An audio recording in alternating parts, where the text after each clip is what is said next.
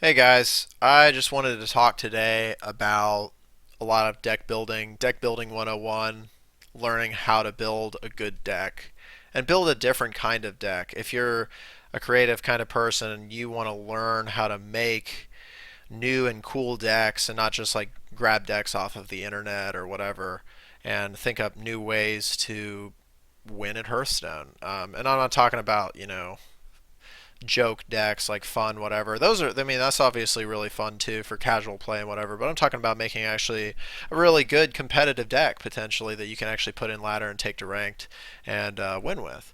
So, what am I talking about as far as the different things that you need? So, the first thing I would say that's super important if you want to build an interesting deck that is new and kind of different, or change a deck that's kind of out there and make it your own, is understanding what win condition am I trying to hit here.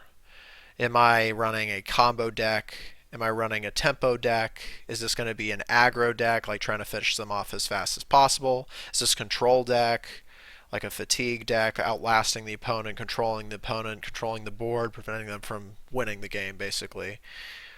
Understanding that kind of the archetype of what kind of deck you're building is really important because you got to understand that it's really hard to fit different kinds of deck archetypes. You can sometimes have two depending on the kind of deck you're running, but typically you're going to be usually at one deck archetype. So it's very hard to have like a control and combo deck, or like an aggro and, yeah, I guess you can have an aggro and tempo deck. That happens too. I've seen some rogue decks that can do that sometimes, and some warlock decks too. I've seen that before, but typically you're not going to have that very often.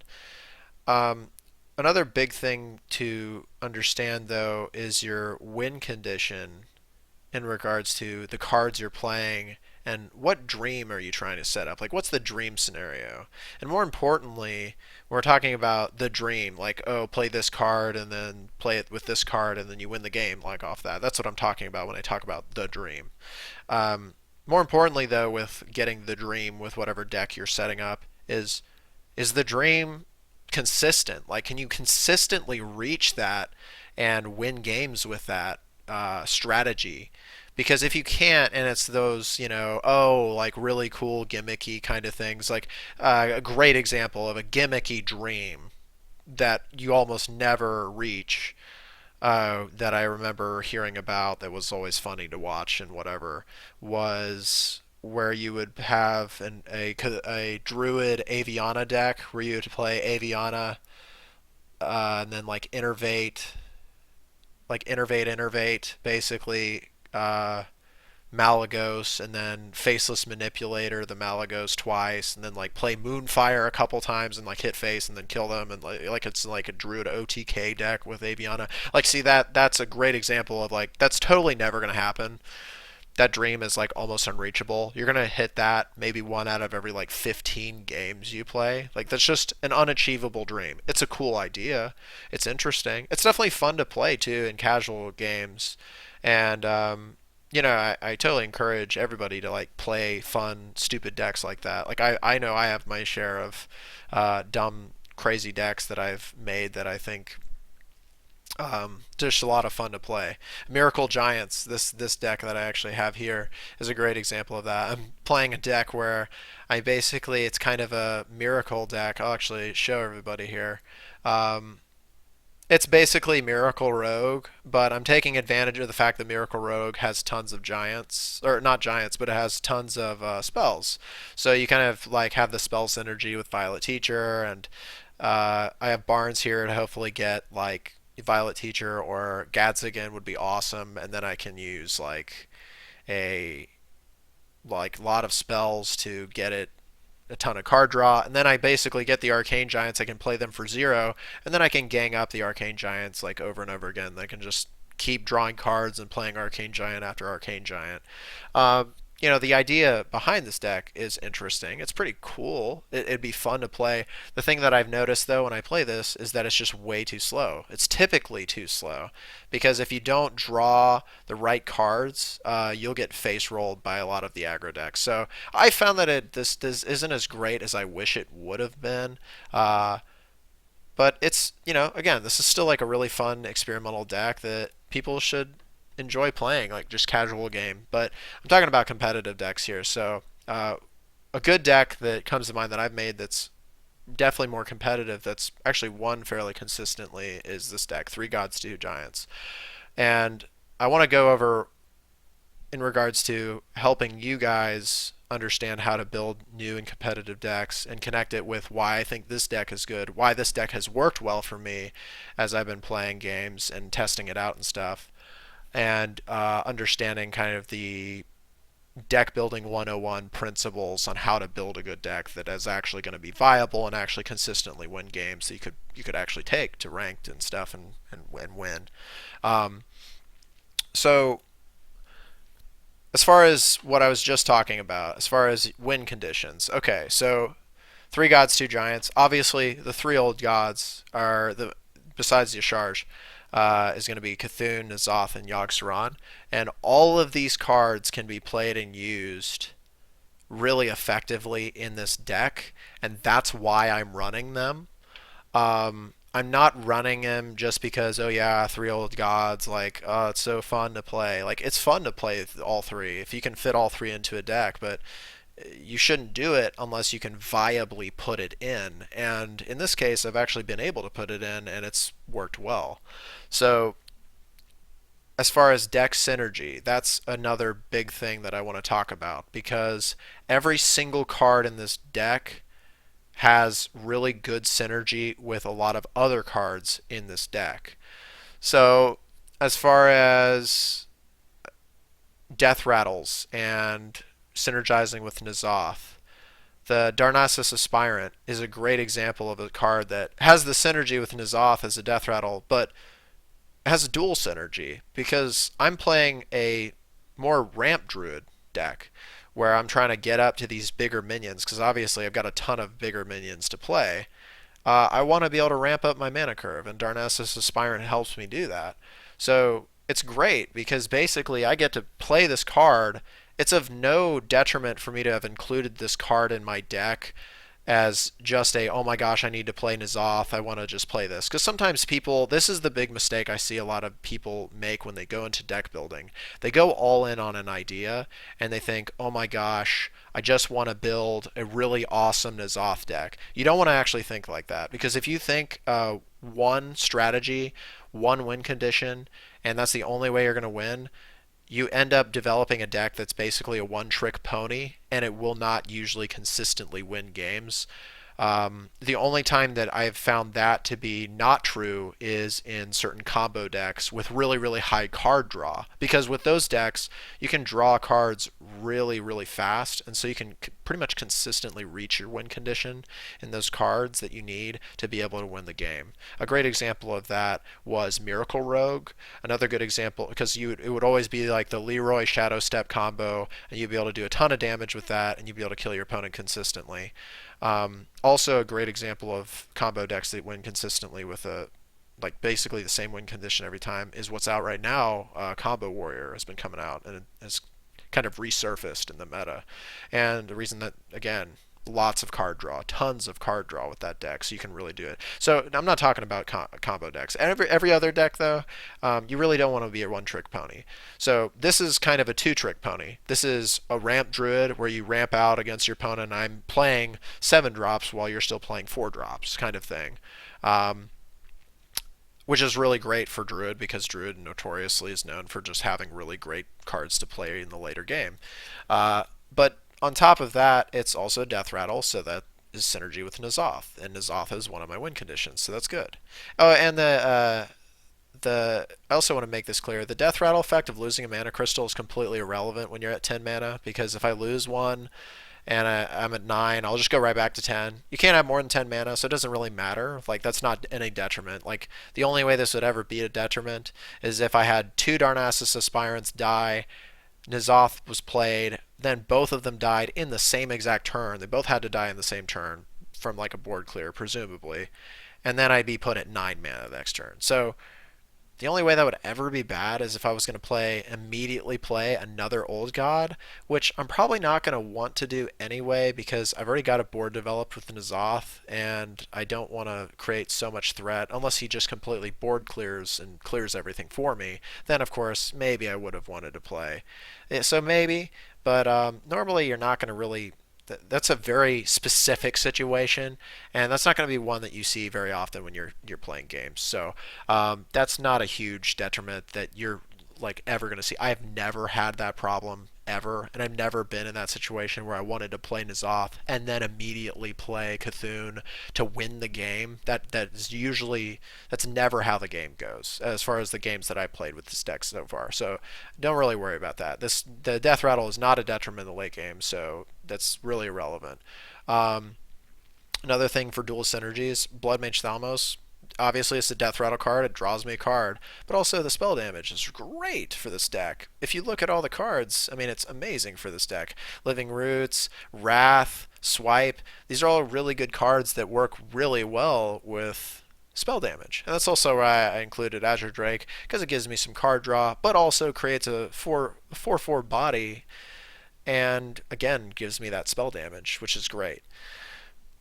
Another good example of kind of dual synergy, and this is recent. This is kind of I know some people have created old gods, three old gods deck. I know Kriparian, I think, has made a deck with three old gods in it with Druid before, but I've really changed this deck a lot and put in a ton of different cards to make it my own, especially with the new release of these awesome cards from Karazhan. So I put in two Stranglethorn Tigers and Menagerie Warden, and this card's amazing. And you can consistently get another Stranglethorn Tiger when you play Menagerie Warden because it's stealthed. So just this on itself is actually a win condition because you turn 6 you can play a 10/10, which is insane in terms of 10/10 in stats, which is amazing. So that's a win condition all in its own, and it has won me games by itself. Also, Mounted Raptor can also be hit with the Menagerie Warden. I can summon another Mounted Raptor, which then in turn synergizes with N'Zoth. Because then if I summoned another Mounted Raptor with Menagerie Warden, that dies, and then again. So again, talking about dual synergies with different cards. That's why I really like this deck, is because every card really synergizes with a lot of different things in it. The only exception to that is really Doomcaller. The reason why I'm going to be talking about Doomcaller specifically is because I've found that Doomcaller is insanely good in control matchups. In any control matchup, Doomcaller is honestly a VIP in control decks with Cthulhu. It's really good because it not only generates a card, puts Cthulhu again into your deck, which is great for fatigue, but more importantly, it just gives you a giant threat that they then have to deal with again later in the game. And in control, where control decks have tons of removal, if they kill your Cthulhu and then they have to wait and they know they have to save the removal for that Cthulhu again, it really inconveniences them and usually causes them to lose the game without you even having to play Cthulhu, because they know they have to save a removal, so it's really hard for them to deal with all the other big threats. And all, let's say they do deal with these big threats. Let's say they do kill a mountain giant, like a control warrior kills the mountain giant with a shield slam. Well, then I follow up and I play Cthulhu. Then what are you going to do? Well, if you have run out of removal, you're just going to lose. So that's the reason why Doomcaller is great against control, and I've had no problems yet as far as this being a detriment to my deck. And if I do, then I'll change it. That's another thing to keep in mind. Just because you have an idea for something doesn't mean it's always right given the meta, and you should always be looking to change and improve your deck as you build it. So this is an idea that I've had that's actually worked extremely well for me, and the reason why, again, also with Cthulhu, Dark Arakoa is an amazing card. Again, dual synergy. It synergizes with the fact that I'm playing Druid and I'm playing Ramp Druid. I'm trying to get up to big minions, and this is one of the best 6-drop minions in the game. Like this is a great minion to ramp up to. I have no problem innervating this out on turn 4 because the stat line is awesome. Taunt is great for dealing with aggro, and the deck is not the deck. The card is so good that it could even be ran without a Cthulhu in your deck, and it would still be great. I've actually seen decks where people have ran this card on its own without even having Cthulhu if it's not a Cthulhu Druid deck because the stat line is so damn good and the taunt is just so powerful. The card's so good on its own. You don't even need Cthulhu, which is why I decided to actually put a Cthulhu in here and just have these two Cthulhu cards. Like you're looking at this probably and going, "Well, what the hell? This Cthulhu isn't going to be very big." The truth is it actually doesn't need to be very big because if you buff this even once, it's still a 10 mana 9/9 that deals 9 random damage. That's actually not terrible. It's really not bad for the stats, and especially considering that when it dies, then you can just summon another one. Eventually, you put it back into your deck and stuff. It's really not bad at all. And when you're not sacrificing anything, again, kind of going to that not being a one trick pony thing, when you're not sacrificing card quality to make something good, that's when it's great. I'm not sacrificing anything by putting Dark Arakoa in this deck. If I was not running Cthulhu, this card would still be great. Like if I wasn't running N'Zoth, Mounted Raptor would still be great. Um, if I wasn't running Menagerie Warden, Stranglethorn Tiger is still a very good card. It's been ran in a lot of like mid-range hunter decks before, and it's been seen in ladder. It's really not a bad card. It's been borderline constructed for years. It's actually a very good card. And so I don't feel bad about running two of these because now that I am actually running a Menagerie Warden, it pushes it way over the top. It's an awesome card now because I actually have this card to synergize with it. And this card, even though I'm running only one of it, just having one of it is a win condition in and of itself just because, man, if I play this on turn 5 and I play this on turn 6, that's a lot of stats to deal with. That's grand total of 15/15 in stats. From turn 5 to turn 6, you have to deal with all that. And the thing is you can't really deal with it because it has stealth. You can't just kill it unless you have certain cards that do random damage like Deadly Shot or something, or you have like a crazy good board clear like Twisting Nether or something if you're playing like Renal Lock or something. But for the most part, they really can't kill it. So it's a guaranteed battle cry that usually triggers, and it's devastating. The reason why I'm not running 2 is because if I ran 2, I would have to include probably more beasts so it could consistently hit something. And at that point, again, it would then become a detriment. And at that point, I would have to go for more of a one trick pony, just run straight up Beast Druid then, if I'm going to do that. And honestly, I don't think Beast Druid is going to be very good. I think people are going to play Beast Druid and it's going to be okay. But again, it's going to be a one trick pony, and it's never going to be like a top tier deck that's going to just smash everybody else because it's a one trick pony. It has one win condition, and basically that win condition is this win condition, which is Menagerie Warden. Except I'm not sacrificing anything in this deck to have that win condition because I've still got a Menagerie Warden, and I've still got that turn 5 Stranglethorn, turn 6 Menagerie Warden Dream, and that happens very, very oftenly. I might add, it happens extremely often because if you ever get, since I'm running 2 of this card, if I was only running 1, this would not be worth it. I want to clarify that too. If I was only running 1 Stranglethorn Tiger, this card would not be ran in this deck. I'm running 2 of this card, which means that this card is worth it. And the reason why is I think Stranglethorn Tiger is actually worth putting in the deck. Putting 2 of in the deck just for this because Menagerie Warden's so good it's a win condition. So all these cards are win conditions in their own right for different reasons. Arcane Giant, spells cost less. Excuse me. It costs less for each spell. So you can play a ton of spells with this. A lot of these spells can just play more spells from them, like Wild Growth turn 10. You're playing 2 spells when you do this because you do Wild Growth and then you get the excess mana card, which also counts as a spell. So you're actually playing 2 spells when you do that. Raven Idol. I've actually played Raven Idol Into Raven Idol? Into Raven Idol. Like, there was a time I was playing Control Warrior against a Control Warrior, and I was turn 3 and I had nothing really to play. So I just discovered Raven Idol 3 times and then, like, passed my turn. And that's amazing for this deck because I've got Yogg-Saron and I've got Arcane Giant. So while it looked kind of silly, it was actually great given the fact that I'm in a control matchup. I just made my Arcane Giant cost 3 less that turn and gave 3 more spells for Yogg later. That's a big deal. It's actually really good, and it gives you this flexibility that is so good with this deck. You can deal with aggro. There's no you. I have had really no problems dealing with aggro because I've got Dark Arakoa to give me big taunts to deal with it, but I've got good spells like Swipe and good cards that are sticky and annoying like Mounted Raptor, and threats like Darnassus Aspirant is a threat that an aggro deck is not going to just let sit there.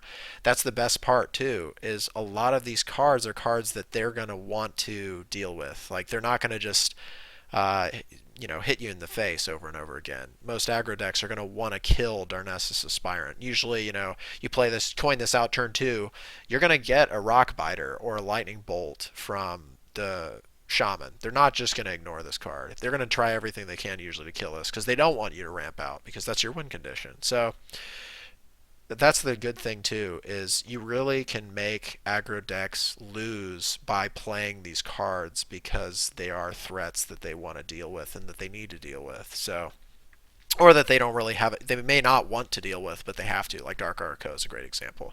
So unless the Shaman has Hex, he's really going to have to dump at least 2 cards, if not 3 cards, to kill Dark Arakoa, just to then resume hitting your face. And at that point, if he's used a lot of those cards, and you have anything else to play that's of worth, and you're not low enough health, you're probably just going to win.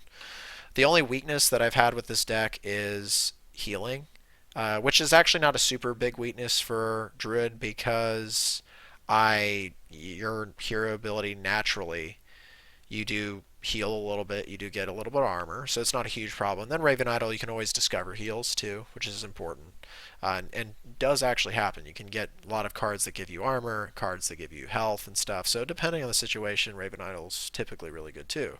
Also, Yogg-Saron can always heal you and random stuff. This is usually a last ditch kind of YOLO card, but usually it actually does pretty well, and statistically it's supposed to do well and help you, and like play a secret, draw you some cards, and do a board clear. So it's really good too on its own because I got a ton of spells that I play. And also wanted to talk about Arcane Giant. When I play this card, it's usually around like 3 mana. I can easily reach that with this deck. So just to kind of just kind of come back and to full circle and talk about deck building in general. You got to have a win condition that's achievable and an idea for why it would work, how it's going to work, and how it's going to deal with different cards in the meta. Different cards that are really annoying. For great example, Flame Wreath, Faceless, 4 mana, 7/7. How are you going to deal with a card like that? Understanding how to deal with different cards and be able to tackle those situations given what the meta is like and how to deal with that stuff. If you can do that, if you have ideas on how to deal with that and how to go through with it. For this deck, 4 mana 7/7 isn't such a big deal when you're playing Sylvanas when he plays his 4 mana 7/7. I'm playing my 4 mana Sylvanas with Innervate. Or maybe you take a little bit of damage from it, but you played Stranglethorn Tiger into Menagerie Warden. Now you are pushing way more damage than he is, and any card that he plays, it gets to a point where you actually, very oftenly, you can actually race aggro with this deck. And that's another thing I really like about it. It's kind of surprising. I was very surprised to see how much threat you can actually generate very quickly with this deck, because you can, if you want to, I mean, you can really give Shaman a run for its money in the early game by playing Living Roots turn 1, and then turn 2 Darnassus Aspirant, and then turn 3 you got like Blood Mage, and then you do another Living Roots for like 3 damage, or you do Wrath for 4 damage, or you got the dream is, you can just do like really good like 1 mana like 1, 2, 3, and then you got your 5. You play Stranglethorn Tiger, and then you play Dark Arakoa because you get that extra mana from Darnassus Aspirant, and if they don't deal with it, it's a big problem. So there's a lot of different things that can happen in this deck. It actually can hang with aggro, and that's one of the big things that's out there right now. So understanding your win condition, most important thing. Understanding how to achieve your win condition consistently, and also not winning achieving a single win condition consistently, but making sure that you have being able to achieve a win condition, not just the win condition. It's okay to have, and actually I prefer having more than one win condition. You really should try to not be a one-trick pony deck builder. Because again, unless you're doing combo, it's going to be very hard to consistently get that. So I just wanted to put that in there and put out my 10 cents on deck building. And if you have any questions, please like comment below. Let me know what you think. And yeah, have a good day.